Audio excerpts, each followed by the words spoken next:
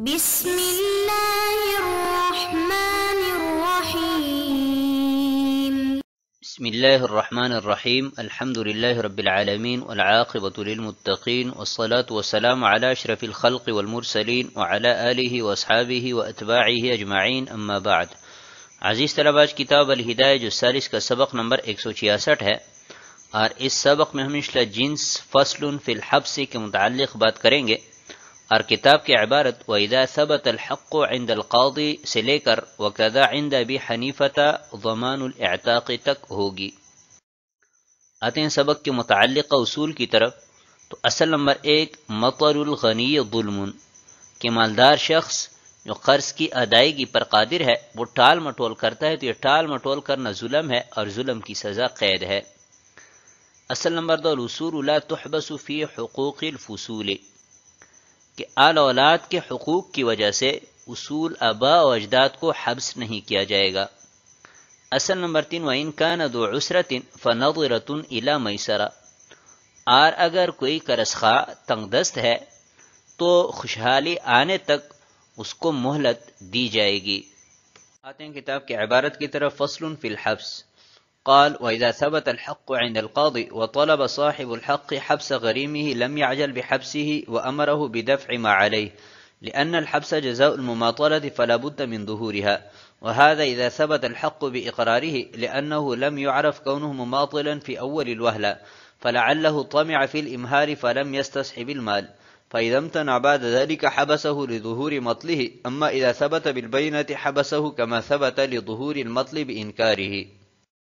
یہ فصل حبس کے احکام کے بارے میں ہے، اور جب قاضی صاحب کے ہاں حق ثابت ہو جائے اور حق والا اپنے مدیون کے قید کا مطالبہ کریں تو اس کو قید کرنے میں جلدی نہ کریں، اور اس کے ذمہ جو کچھ واجب ہے اس کی ادائیگی کا حکم کریں، اس لیے کہ قید کرنا ٹال مٹول کی سزا ہے، لہٰذا اس کا ظاہر ہونا ضروری ہے، اور یہ اس صورت میں ہے کہ جب حق اس کے اقرار سے ثابت ہوا ہو، اس لیے کہ پہلی فرصت میں اس کا مماثل ہونا معلوم نہیں ہوا کہ شاید اس نے مہلت پانے کی طمع کی ہو اور ساتھ مال نہ لایا ہو، پس اگر اس کے بعد وہ انکار کریں تو اس کے ٹال مٹول ظاہر ہونے کی وجہ سے اس کو حبس کرے گا، لیکن اگر بینہ سے ثابت ہو تو حبس کرے گا جوں ہی ثابت ہو جائے، کیونکہ اس کے انکار کی وجہ سے اس کا ٹال مٹول ظاہر ہوا۔ قال وَإِذَا ثَبَتَ الْحَقُّ عِنْدَ الْقَاضِ، اس عبارت میں یہ مسئلہ بیان کیا گیا ہے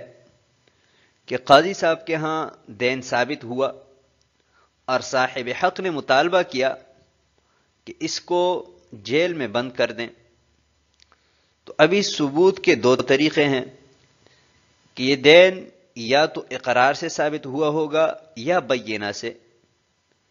اگر اقرار سے ثابت ہوا ہے تو اس صورت میں حکم یہ ہے کہ قاضی صاحب اس کو قید کرنے میں جلدی نہیں کریں گے، کیونکہ قید کرنا یہ ٹال مٹول کی سزا ہے، اور سزا تب ہی مرتب ہوگی کہ جب اس کے جرم ثابت ہوگا، ظاہر ہوگا، اور ظہور مماثلت اس صورت میں ہوگا کہ جب قاضی صاحب اس کو حکم دیں کہ آپ اس کا دین ادا کر دیں،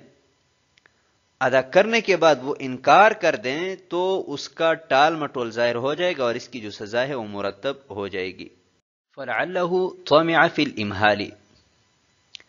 کہ اقرار کی صورت میں شاہد اس کو اس بات کی امید ہو کہ میں جا کے وہاں پر اقرار کروں گا، اقرار کے بعد مجھے ادائیگی کی مہلت مل جائے گی، لہٰذا اپنے ساتھ مال لے کر جانے کی ضرورت نہیں ہے، تو اس وجہ سے حکم دیا گیا قاضی صاحب کو کہ آپ فوراً اس کو قید نہ کریں بلکہ ادائیگی کا حکم کریں۔ حکم کے بعد بھی اگر وہ ادائیگی نہیں کرتا تو اس کا مماثل ہونا ظاہر ہو جائے گا اور پھر قید کرنے میں کوئی حرج نہیں ہے۔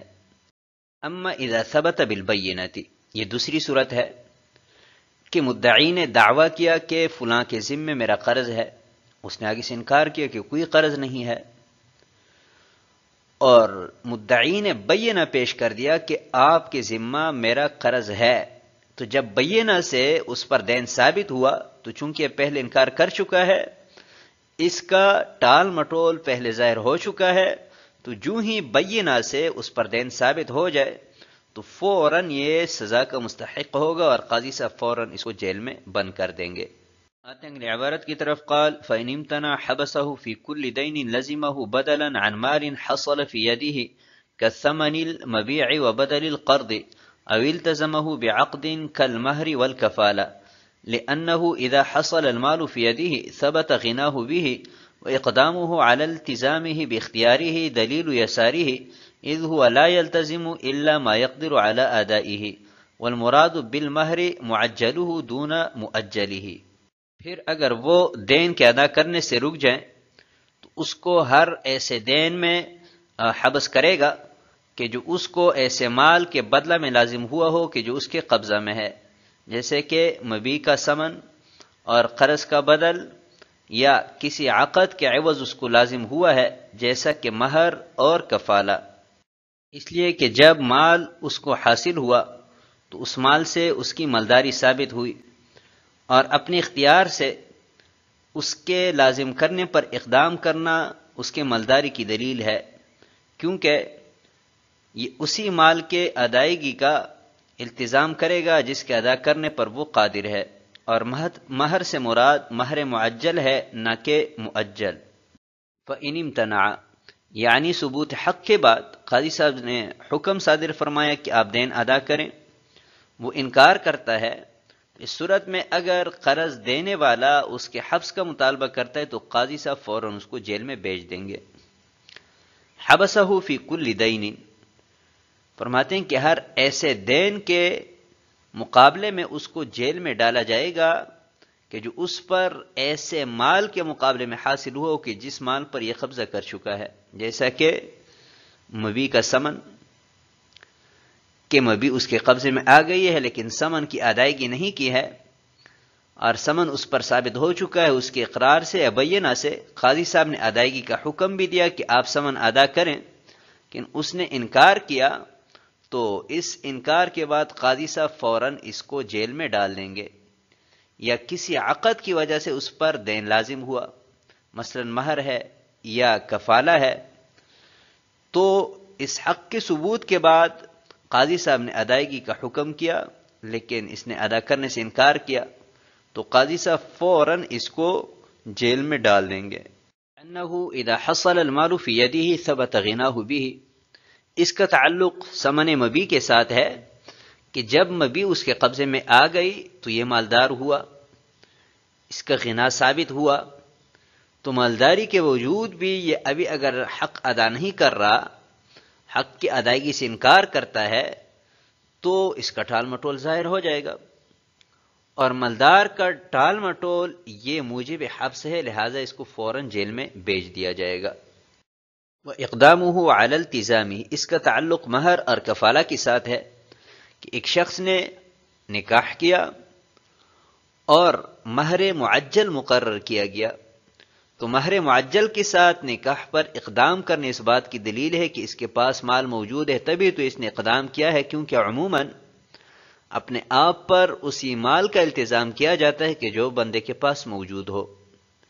یا اپنی مرضی سے کسی کا کفیل بنا ہے تو اپنے اختیار سے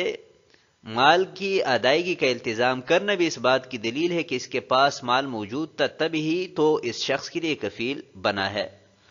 تو جب اس کے پاس مال موجود ہے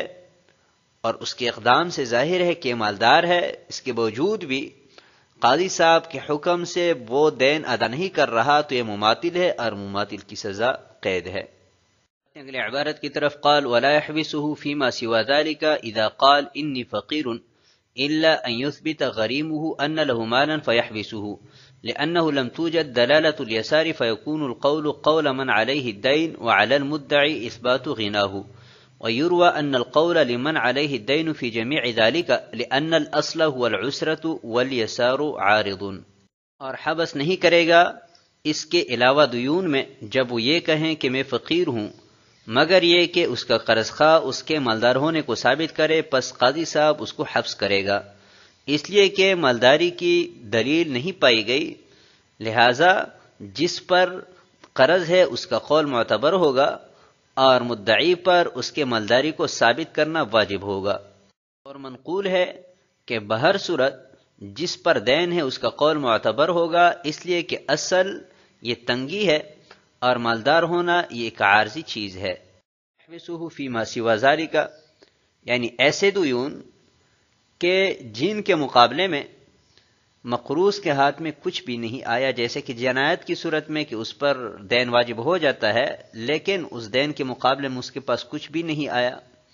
ایسی صورت میں اگر وہ کہتا ہے کہ میں فقیر ہوں، تو جب تک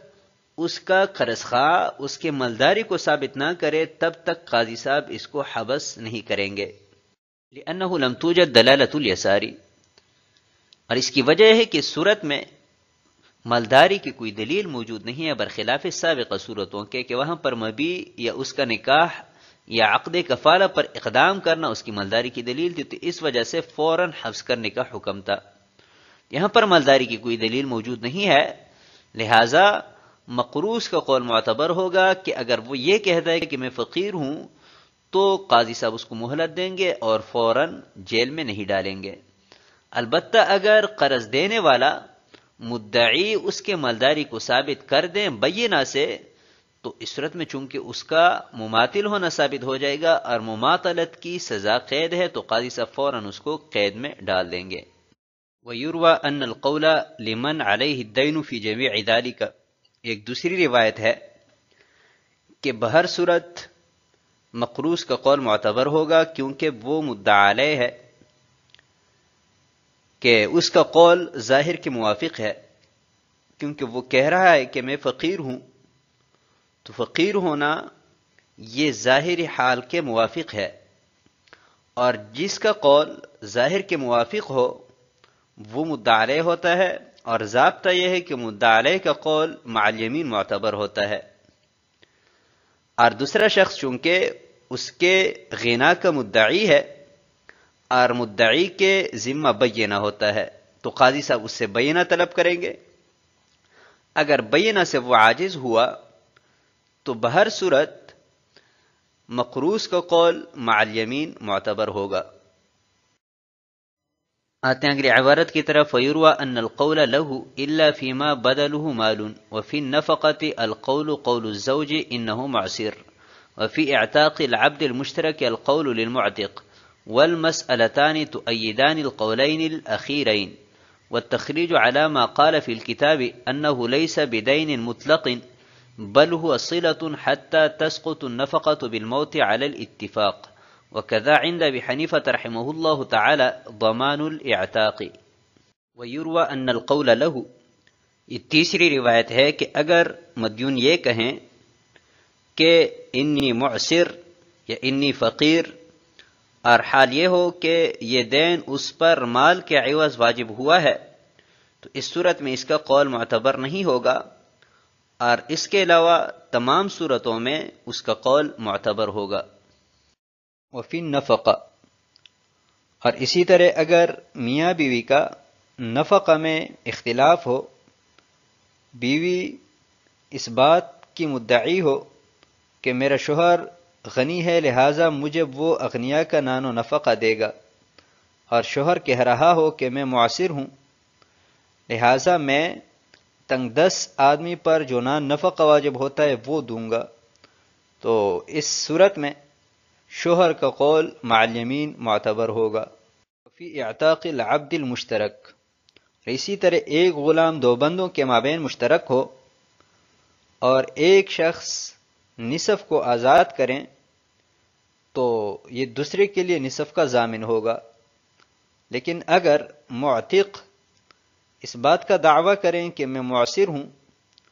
تو اس کے قول کا ظاہر کے موافق ہونے کی وجہ سے اعتبار کرتے ہوئے ضمان اس سے ساقط ہو جائے گا۔ والمسئلتان تؤیدان، اور یہ دو مسئلے یعنی نفقہ کا مسئلہ اور اعتاق عبد کا مسئلہ، یہ آخری دو مسئلوں کی تائید کرتے ہیں۔ آخری دو مسئلوں سے مراد ایک یہ والی روایت وَيُرْوَى أَنَّ الْقَوْلَ لَهُ، اور ایک گزشتہ عبارت میں جو گزر چکی کہ وَيُرْوَى أَنَّ الْقَوْلَ لِمَنْ عَلَيْهِ الدَّيْنُ، یہ دو مسئلے ان دو روایات کی موافق ہے، اور متن میں ذکر کردہ جو مسئلہ ہے اس کے مخالف ہے۔ والتخریج علی ما قال فی الکتاب، یہاں سے صاحب ہدایہ یہ بیان فرما رہے ہیں کہ ان دو مسئلوں سے متن میں ذکر کردہ مسئلے پر نقض وارد کرنا درست نہیں ہے، کیونکہ متن میں جو مسئلہ ذکر ہوا ہے اس میں دین سے مراد دین مطلق ہے، اور دین مطلق وہ ہوتا ہے کہ جو یا تو ابرا سے ساقط ہوتا ہے یا ادا سے، برخلاف ان دو مسائل میں کہ نفقہ کی صورت میں جو دین ہے وہ دین صحیح نہیں ہے بلکہ شوہر کی طرف سے ایک صلہ ہے۔ اور اسی طرح امام اعظم ابو حنیفہ رحمہ اللہ تعالی کے ہاں زمان اعتاق بھی دین صحیح نہیں ہے بلکہ ایک صلہ ہے۔ تو جب دونوں میں فرق ہے، مسئلہ متن میں دین سے مراد دین مطلق ہے اور ان دو مسائل میں جو دین ہے اس سے مراد دین مطلق نہیں ہے، تو ان دو مسائل سے متن کے مسئلے پر نقض وارد کرنا کیسے درست ہو سکتا ہے؟ اس سے متعلقہ دوسری عبارات پر انشاءاللہ آنے والے درس میں بات کریں گے۔ والسلام علیکم ورحمۃ اللہ وبرکاتہ۔